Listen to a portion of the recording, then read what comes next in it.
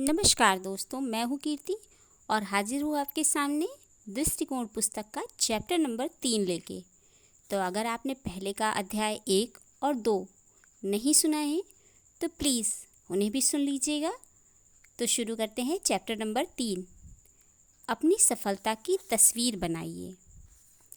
एक टेलीविज़न साक्षात्कार में गायक सेलिन डियान से पूछा गया कि क्या उन्होंने अपने पेशे की शुरुआत में कोई ऐसा सपना देखा था कि एक दिन वह अपनी लाखों रिकॉर्ड बेचेंगी, देश विदेश की यात्राएं करेंगी और हर सप्ताह दसियों हजार लोगों के सामने गाएंगी। उसने उत्तर दिया, यह मेरे लिए कोई आश्चर्यजनक बात नहीं हुई, क्योंकि इन सब चीज़ों की तस्वीर तो मैंने तभी बना ली थी जब मैं केवल 5 साल की थी। वह डींगे नहीं मार रही थी। उसने सफलता पाने के लिए बहुत कड़ी मेहनत की थी। उसने बहुत ही कम उम्र में सीख लिया था कि कैसे अपनी योग्यता का पूरी तरह उपयोग करके एक शक्तिशाली छवि बनाई जाए। विश्व स्तरीय एथलीट भी अपने दिमाग में उस तरह की छवि बना लेते हैं कि हमें कैसा प्रदर्शन करना है, चाहे वह बर्फ़ पर लंबी कूद लगाने वाले स्केटर हों या टेनिस के खिलाड़ी या फिर गोल्फ के खिलाड़ी। इस तरह के सभी महान प्रतियोगी अपने लक्ष्य को प्राप्त करने के पहले ही अपने दिमाग में सफलता की एक साफ तस्वीर बना लेते हैं। अपने मन में सफलता की स्पष्ट तस्वीर केवल गायक, एथलीट या सिनेमा के सितारे ही नहीं बनाते, बल्कि अपनी ज़िंदगी में आज आपके पास जो कुछ भी है उसकी तस्वीर आपने अपने भी बचपन में बना ली होगी। मेरा कहने का मतलब है कि हम सभी लोग जिस तरह के संबंध रखना चाहते हैं, जैसी सफलता चाहते हैं, जिस तरह की नेतृत्व क्षमता रखना चाहते हैं या अपने बैंक में जितना पैसा रखना चाहते हैं, इस तरह की हर एक चीज़ की तस्वीर अपने दिमाग में हम पहले ही बना लेते हैं। यह सब तस्वीरें कहाँ से आती हैं?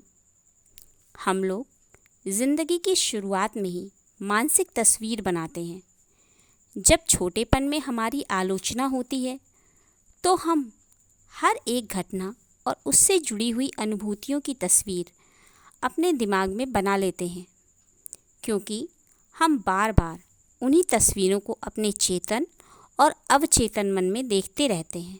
इसलिए ज़िंदगी में उसी तरह के परिणाम ही हमें मिलते हैं। उदाहरण के तौर पर हो सकता है कि आज भी आपने अपने मन में अपने स्कूल के टीचर की आलोचना रखी हो, पूरी क्लास के सामने आपकी अवमानना हुई हो, फिर स्कूल में या कुछ लोगों के सामने आपसे कुछ पूछे जाने पर आप चुप रहे हों और वह सारी आलोचना वाली बातें याद करके आपको कितना दर्द हुआ होगा। यही सब तस्वीरें आपके दिमाग में रहती हैं और उसका असर आपको वर्तमान के कार्यों में दिखाई पड़ता है।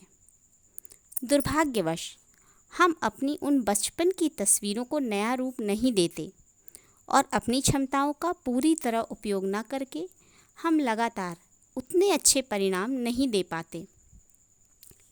जिम्मेदारी लीजिए। अपने बचपन की सारी तस्वीरों को आप एक नया रूप दे सकते हैं। आप लगातार अपने संबंधों, नौकरी और अन्य घटनाओं के आधार पर अपने दिमाग में नई छवि बनाते रहते हैं, यानी तस्वीर बनाते रहते हैं। कोई फ़र्क नहीं पड़ता कि वह तस्वीर आपके मन में कहाँ से आई है। मैं आपसे वापस यही कहना चाहूँगा कि आप और केवल आप ही हमेशा अपनी मानसिक तस्वीरों का नियंत्रण करते हैं। चलिए एक छोटा सा परीक्षण करते हैं। थोड़ी देर के लिए सोच कर देखिए कि आपका आइसक्रीम कोन आपकी पसंदीदा स्वाद वाली आइसक्रीम से भरा हुआ है। क्या इससे संबंधित आपके दिमाग में कोई तस्वीर आई? मैं शर्त लगा सकता हूँ, तस्वीर ज़रूर आई होगी। अच्छा, अब एक हाथी के बारे में सोचिए। क्या आप उसे देख सकते हैं? अब हाथी के रंग को गुलाबी कर दीजिए। 1 सेकंड में आपके मस्तिष्क में गुलाबी रंग के हाथी की तस्वीर बना ली होगी। क्या आपने देखा मैंने क्या कहा?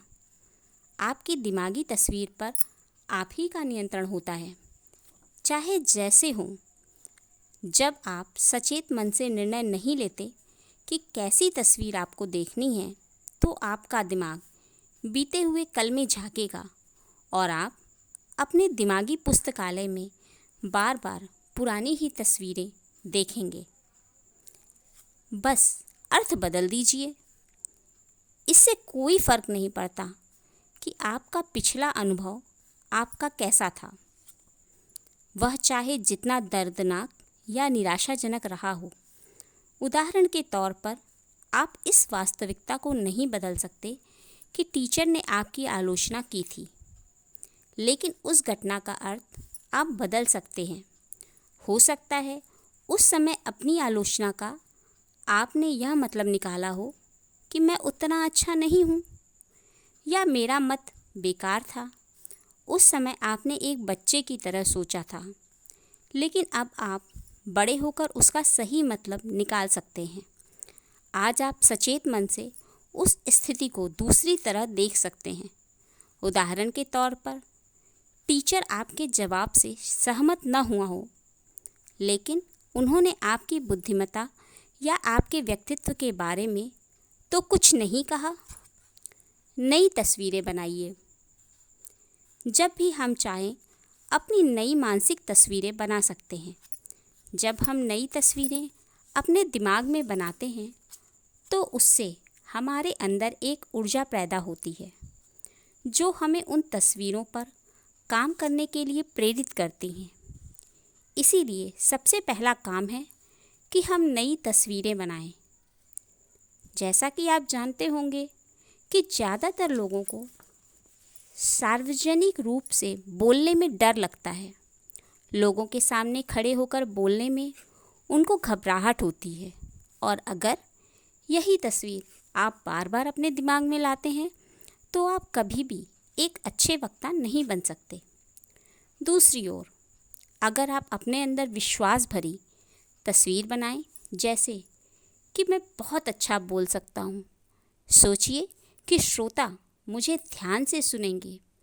आप उनको मजाकिया किस्से सुनाएंगे और वे हंसेंगे, और अंत में आपका स्वागत जोरदार तालियों से होगा।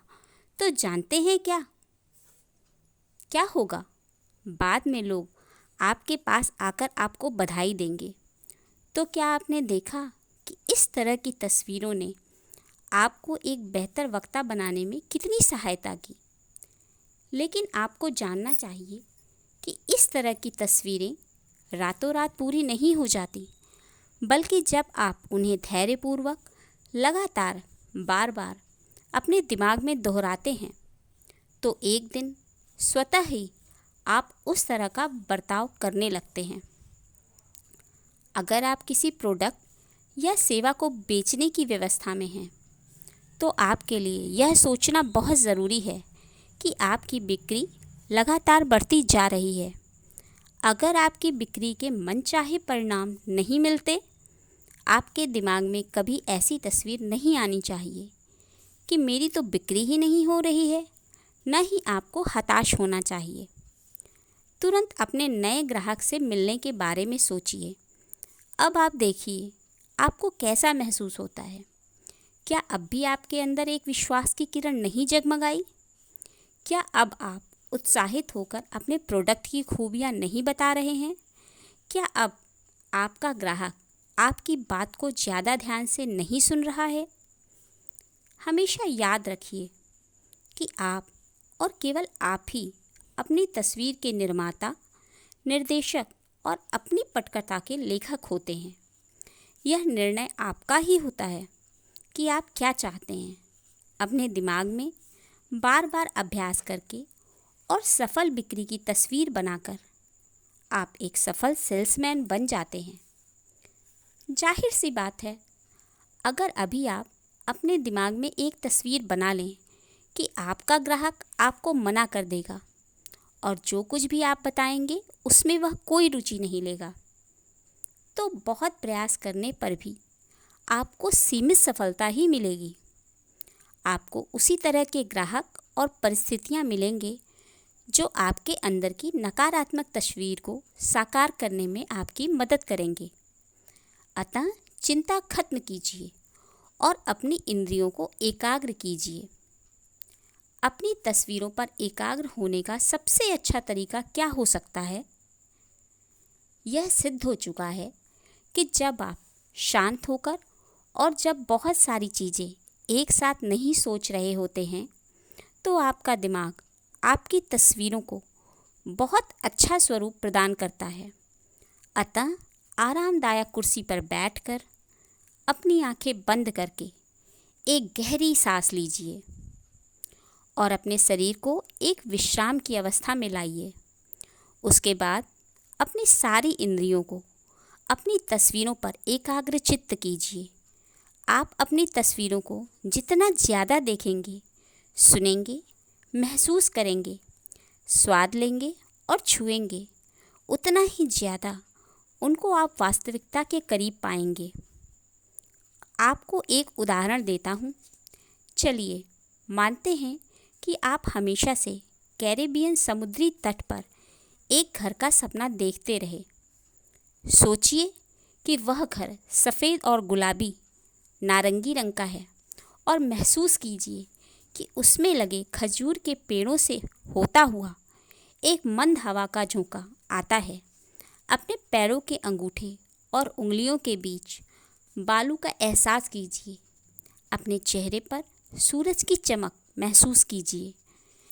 क्या यह आपको एक स्वर्ग नहीं लगता? यह सब साकार हो सकता है अगर आप इसकी तस्वीर अपने दिमाग में बना लेंगे और उसको पाने की दिशा में प्रयास करेंगे। बस आपके अंदर उसको पाने की एक तड़प होनी चाहिए। जैसा कि आप अपनी मनपसंद नौकरी में अपनी जान लगाकर काम करते हैं और एक नया मुकाम हासिल करने पर गर्व का एहसास करते हैं। और अंत में कहना चाहूँगा कि पहले से ही तस्वीरों की गुणवत्ता की चिंता न करिए। कुछ लोग अपनी तस्वीरों में एक जीता जागता रंग भर देते हैं और वहीं कुछ लोग परेशान होकर तस्वीर को धुंधला कर देते हैं। यह भी हो सकता है कि आप एकदम शुरुआत में ही अपनी तस्वीर को मिटा दें। किसी भी स्थिति में परेशान नहीं होना चाहिए। अच्छे से अच्छा करने का प्रयास कीजिए और दूसरों से अपनी तुलना न कीजिए। बस रहस्य तो यही है कि रोज़ कुछ देर बैठकर अपनी तस्वीरों में नया रंग भरते रहिए। अपने नाम का एक चेक काटिए। अपनी सफलता की तस्वीर अपने दिमाग में देखने पर बहुत ही शक्तिशाली परिणाम मिलते हैं। 1990 में जिम कैरी उतना प्रसिद्ध हास्य कलाकार नहीं था, लेकिन उसने अपनी एक्टिंग के लिए $10 मिलियन का एक चेक अपने नाम काट कर रख लिया था। जैसा कि कैरी ने बताया कि यह कोई मजाक नहीं था। उसको पता था कि इतना ज़्यादा पैसा पाने के लिए उसी तरह का प्रदर्शन भी करना पड़ेगा। कैरी को एसी वेंचुरा और द मास्क फिल्मों में अपने प्रदर्शन के लिए $800 मिला। फिर 1994 के अंत में डम्ब और डम्बर में काम करने के लिए उसे $7 मिलियन मिला था। 1995 में उसने कई मिलियन डॉलर कमाया और अब उसे $20 मिलियन हर पिक्चर के लिए मिलता है। जिम कैरी के पोस्ट डेटेड चेक का फॉर्मूला एक जीता जागता उदाहरण है कि कैरी अपने अवचेतन मन में अपने लक्ष्य प्राप्ति की तस्वीर बनाने पर वह लक्ष्य हमें हासिल हो जाता है। अपने दिमाग में लक्ष्य और उसकी तस्वीर बनाने पर सफलता की चाहत अपने आप पैदा हो जाती है। अगर आप एहसास पैदा करने वाले लक्ष्य जैसे कि चेक बनाते हैं तो सफलता के अवसर और भी बढ़ जाते हैं। यह उदाहरण मैं आपको इसलिए नहीं बता रहा हूँ कि यह जिम कैरी की एक मज़ेदार कहानी है, बल्कि इसीलिए कि यह तरीका आपके लिए भी काम कर सकता है। आप अभी अपना एक चेक अपनी मनचाही रकम का आज से 3 या 5 साल आगे की तारीख का क्यों नहीं काटते? उस काम के लिए जिसे पूरा करके आप इस रकम को कमाएंगे। लेकिन सुनिश्चित कीजिए कि कम से कम एक दिन में एक बार आप उसे ज़रूर देखेंगे और यह विश्वास करेंगे कि आप अपने लक्ष्य की ओर आगे बढ़ रहे हैं। मनपसंद नौकरी पाना। अपने लक्ष्य को याद रखने के और भी बहुत सारे तरीके हैं। यह केवल चेक तक ही सीमित नहीं है। मैं अपने एक दोस्त का उदाहरण देता हूँ जिसका नाम है रॉबर्ट जॉन्स। रॉबर्ट को जज बनने के लिए अपनी पार्टी की ओर से नामांकित किया गया था और अब वह आगामी चुनाव में इलेक्शन भी लड़ेगा। इस चुनाव में रॉबर्ट के जीतने और जज बनने की संभावना भी काफ़ी ज़्यादा है, लेकिन वह थोड़ा घबराया हुआ है और उसके दिमाग में कुछ शंका भी है। मैंने रॉबर्ट को सलाह दी कि वह अपने हाथ से जज रॉबर्ट जॉन्स लिखकर उसको ऐसी जगह लगा दे जहां वह उसे हर दिन देख सके, जैसे कि बाथरूम के शीशे पर। मैंने उसको यह भी राय दी कि वह उन शब्दों को लिखकर अपने पर्स में भी रखे। दिन भर इन शब्दों को बार बार देखकर रॉबर्ट के दिमाग में एक जज की तस्वीर उभर आएगी। वह सोचेगा कि उसने काला कोट पहन रखा है। उसको दिखाई पड़ेगा कि जैसे ही वह अदालत में आता है सब लोग खड़े हो जाते हैं। और जब इस तरह की एक शक्तिशाली तस्वीर रॉबर्ट के दिमाग में बन जाएगी तो वह उस तस्वीर को वास्तविकता में बदलने का प्रयास शुरू कर देगा। अब वह और ज़्यादा चुनावी दौरे करेगा। वह यह भी सुनिश्चित करेगा कि उसकी पार्टी यथासंभव प्रयास करे चुनाव के दिन सभी लोग वोट देने जाएं। हालांकि यह कोई ज़रूरी नहीं कि यह फार्मूला रॉबर्ट के लिए काम करे या आपके लिए। यह हमेशा काम करेगा, लेकिन एक बार इसे आप खुद पर आजमा कर देखिए। मैं समझता हूँ कि यह एक बहुत ही शक्तिशाली तरीका है जो आपको सफलता दिलाने में आपकी मदद करेगा। तो क्या आप कुछ बनना चाहते हैं? सेल्स मैनेजर, सुपरवाइज़र, वकील, स्वयं के बिजनेस का मालिक। आप जो कुछ भी बनना चाहते हैं उसकी एक तस्वीर बनाइए और आपका दिमाग उस तस्वीर को आपकी ज़िंदगी में उतारने के लिए प्रयास शुरू कर देगा। तस्वीर बनाते समय थोड़ा सावधान रहिएगा। कुछ लोग नकारात्मक तस्वीरें बना लेते हैं और फिर उसके परिणाम घातक हो जाते हैं। गाड़ी के पीछे बम्पर पर लगा स्टिकर इसका सबसे बड़ा उदाहरण है। कुछ वर्षों पहले एक बार मैं अपनी कार में था। मैंने सामने वाली कार के बम्पर पर एक स्टिकर देखा। लिखा था, मैं आभारी हूँ कि मैं रोज़ काम पर जाता हूँ। पिछले कुछ सालों में वही स्टिकर मैंने कई बार देखा और यह स्टिकर काफ़ी लोकप्रिय भी था। आप जब इस तरह की चीज़ें अपनी कार पर लगाते हैं तो अपने दिमाग में आप ऋणी होने की प्रोग्रामिंग कर लेते हैं। एक लड़की के बारे में सोचिए जिसने अपने कार के बम्पर पर एक स्टिकर लगा रखा है। चलिए उस लड़की का नाम एलाइस रख लेते हैं। हर सुबह जब एलाइस घर से बाहर निकलती है तो वह अपने दिन की शुरुआत इस वाक्य से करती है, मैं ऋणी हूँ। और जब काम खत्म करके वापस अपनी कार के पास आती है तो वह फिर देखती है, मैं ऋणी हूँ। और इसी तरह बार बार देखने से एलाइस अपने अवचेतन दिमाग में ऋणी होने की तस्वीर बना लेती है। अब अगर आप अध्याय 2 को याद कर सकें तो एलाइस उसी चीज़ को अपनी तरफ आकर्षित करेगी जिसके बारे में वह बार बार सोचती है। इस तरह से वह बहुत सारा ऋण अपनी ज़िंदगी में आकर्षित कर लेगी। फिर अगर एलाइस से पूछिए कि उसके पास ज़्यादा पैसा क्यों नहीं है तो वह कहेगी कि मेरी तो किस्मत ही खराब है। बल्कि सच्चाई तो यह है कि उसे पता ही नहीं है कि उसके दिमाग में क्या चीज़ घर कर रही है। एलाइस एक ऐसा उदाहरण है कि किसी इंसान की दिमागी सोच पहले से ही गंदी हो और ऊपर से वह उस पर कीचड़ भी उछाले। एलाइस की इस तरह की सोच उसके जीवन में ज़्यादा संपन्नता लाएगी या फिर ज़्यादा कर्ज? इस प्रश्न का उत्तर हम लोग समझ सकते हैं। Light, camera, action. अब आप काफ़ी कुछ समझ चुके होंगे।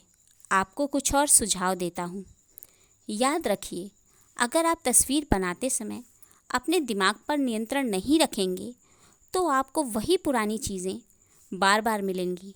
अगर पुरानी तस्वीर आपके लिए फ़ायदेमंद है तो यह अच्छी बात है, लेकिन अगर वह आपको जीवन में पीछे ले जा रही हो तो आज से ही नई शक्तिशाली तस्वीरों को बनाना शुरू कर दीजिए, जो आपको ऊंची सफलता की तरफ ले जा सके। तो दोस्तों, ये था अध्याय 3। और अगर आपको ये अध्याय पसंद आया है तो please like, share and subscribe to my channel. और सब्सक्राइब करने के साथ साथ अगर आप नए हैं तो बेल आइकन भी ज़रूर दबाइएगा और मेरे चैनल पर एक बार ज़रूर विज़िट करें। बहुत से अच्छे वीडियो और जानकारी से भरे वीडियो आपको मिलेंगे। तो मिलते हैं अगले अध्याय में। धन्यवाद।